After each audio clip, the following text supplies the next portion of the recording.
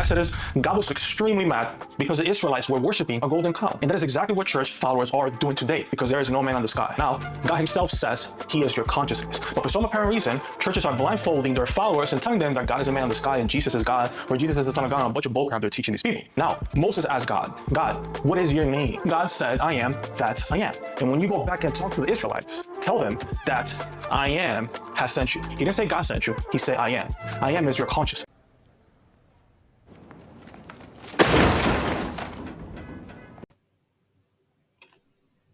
How do you read the Bible and still misquote it? Like, how did he get so much wrong so fast? So let's attack the last thing first. And let's look at Exodus chapter 3, starting in verse 2. Then the angel of the Lord appeared to him in a blazing fire in the midst of a bush. Okay, hold on a second. Let me jump down to verse 4.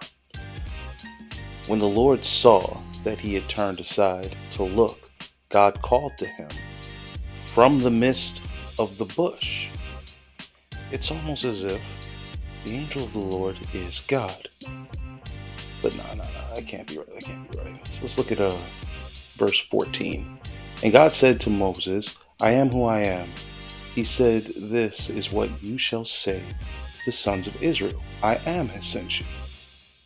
Hold on a second. When we look at this in the interlinear, it says, et ye sir et ye. But when Moses went and spoke to the people, he said, Yahweh, Yahweh. Why did he give a different name? Could it possibly be that one says, I am, and the other one says, he is? This is the Tetragrammaton. This is not what the angel of the Lord said. But this is the crazy thing. If the angel is only a messenger and not God, then he can't say et ye asir et ye. He would have to say Yahweh, because in this very text, Moses is a messenger. Real quick, because this guy said so much, these are all of the passages that we're about to go over. Mark chapter 1, verses 10 through 11, it says that he's the Son of God. Look at it right there, Son of God, Son of God. Okay, so Matthew verses 20 through 23, so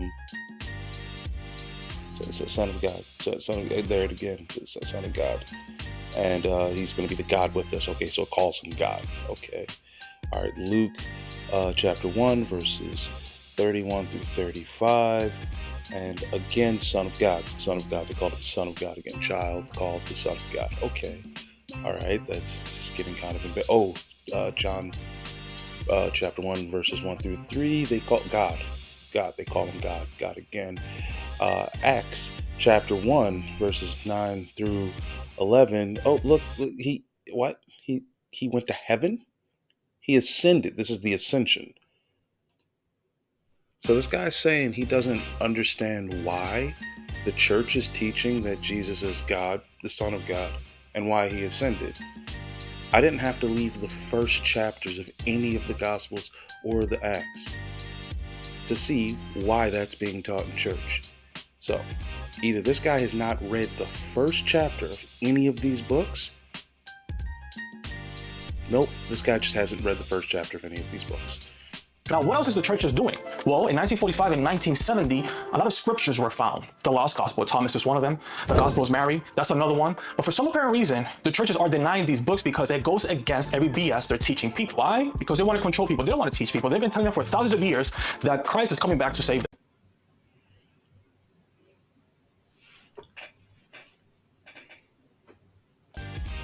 The books known as the Gospel according to Mary and Thomas are obvious works of fiction, known as pseudepigrapha, meaning that they were said to be written by the characters, but truly were not. They're anonymous and they come really late. Full disclosure, the books James, Hebrews, 2nd Peter, 2nd and 3rd John, Jude, and Revelation were anti-legomena, meaning these were disputed books of the Bible. Notice, the Gospels aren't on this list. Most of the epistles aren't on this list. And there are legitimate reasons as to why people argued over these books. And there are also legitimate reasons as to why these books are part of the canon. When Christ is actually inside of you, and the Bible says Christ is inside of you. So when you learn the Bible through the churches, you know nothing about the Bible. I'm getting dumber by watching this. I know it. I know it. The Gospels are biographies, meaning the events have to take place and then they're recorded. So, Mark is started, which is considered to be the first Gospel, is written between the mid to early 40s or the mid to early 70s, depending on how you want to go about dating. That's the early and late dates. So, the events have to take place and then you write them down. If you look at this chart right here, you'll notice that the events take place before the late dating of Mark. So what does that mean? That literally means that the church is older than the New Testament. Yup, mind blown. The events had to happen first, then they had to record them, then they had to be agreed upon, then it became Bible. It was this very natural process, this order of operation. All praise and faith to His amazing grace. Remember to pray for me as I pray for you. Continue to wear the armor of God, especially But when you teach crap to people,